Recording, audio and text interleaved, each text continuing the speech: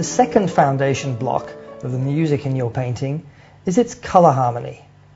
This is what can make a painting exciting, but there are many things involved in creating beauty with color. Here is an example of 2 key skills you need to master.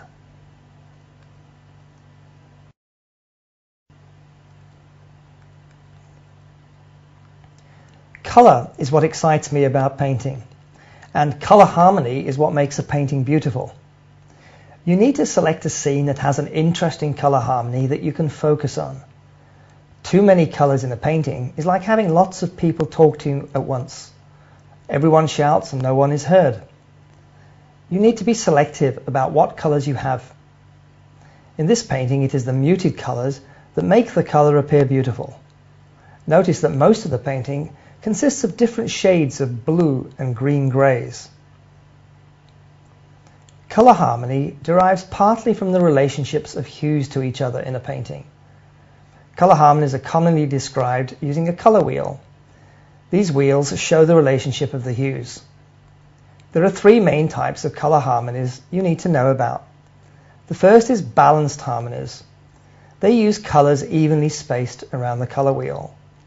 The number of colors is usually 3, a triad, or 4, a tetrad.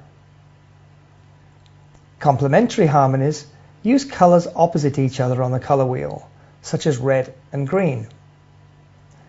And finally, analogous harmonies use colors adjacent to each other on the color wheel, such as red, red-orange, and red-violet. A hybrid analogous harmony adds the opposite color of the middle color. Here are some examples of these different color harmonies. In this watercolor painting, we have a balanced harmony of yellows and oranges, balanced with blue violets and red violets. Here we have a simple complementary color harmony in which we have 2 colors, red and green. These are opposite each other on the color wheel. And this is a very different type of color harmony. Here all the colors are close together, in this case on the orange side of the color spectrum. This is called an analogous color harmony. And here we have a variation of the analogous color harmony with a complementary green added. There are a large number of variations on these color harmonies that you can use in your paintings. By learning to look for these different types of color harmonies and practicing using different groups of colors, you can make some very interesting paintings.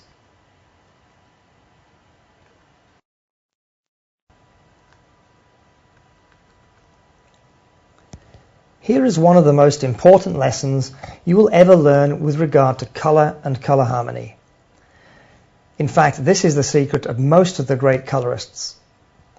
When objects are viewed in bright sunlight, for each local color, you need to get the relationship between the light and shade colors precise.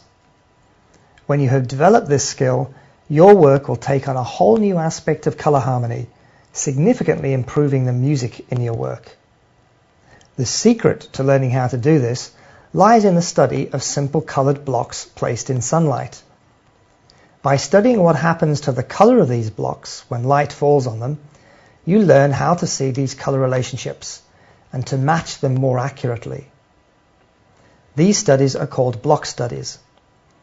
In the latter part of the 19th century, a well-known artist called Henry Henshey ran a school on Cape Cod on the east coast of the United States, in which he taught an extensive program in how to do these studies. Another artist called Sergei Bongard in Los Angeles also taught similar principles of color, but using a different approach. In fact, most of the best contemporary colorists in the US studied under one of these 2 men, or from one of their students. Here is an example of one of these color pairs. A blue-violet on the light side, and a red-violet on the shadow side. And here is another example. A blue-green on the light side, and a yellow-green on the shadow side. In this painting, I focused on capturing just a few light shade color pairs. A pair of colors on the face, another on the shirt, and on the apron, and on the dress. That is all that is needed to create a convincing illusion of form and to capture the feeling of the outdoor light. Here is another painting in which I use the concept of color pairs, in this case a simple still life of lemons. This is the most important color pair in this painting, a yellow and a green. The beautiful color harmony in this still life was created as a result of an extensive program of studies of block studies. Here there are lots of different color pairs.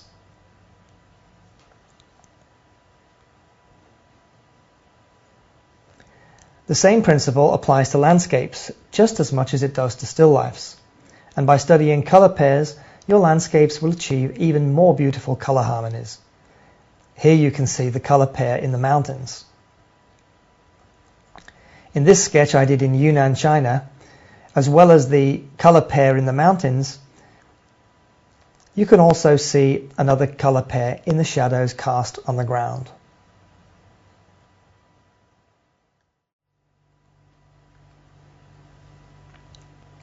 We have talked about just 2 of the key skills you need to master if you are going to make beautiful music in your work with color. But there are many other skills, of course, to master. The rewards from this course of study are great because we all react with the same pleasure when we see a painting with beautiful color in it.